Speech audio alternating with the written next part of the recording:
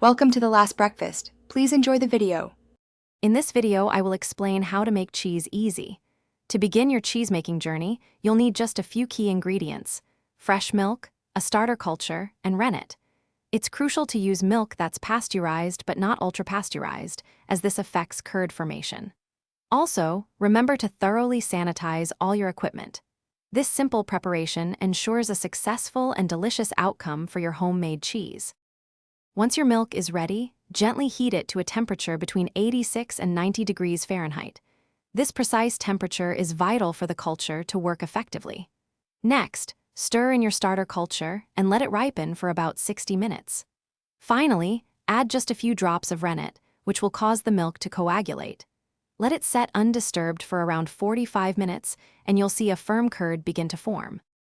Now that your curd is firm, it's time to cut it. Use a long knife to carefully slice the curd into small 1/2 inch cubes. This increases the surface area, allowing more whey to be released. After cutting, gently stir the curds for about 20 minutes. This helps to firm them up. Finally, drain the curds using a cheesecloth-lined colander, separating the solid curds from the liquid whey. This step is crucial for the cheese's texture. The final steps bring your cheese to life. First, salt the curds to develop their flavor and assist with preservation.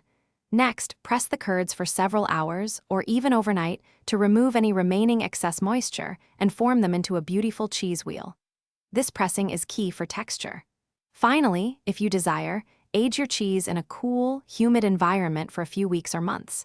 Enjoy your delicious, homemade creation. Thanks for watching. If this was helpful, leave a like and consider subscribing. See you next time.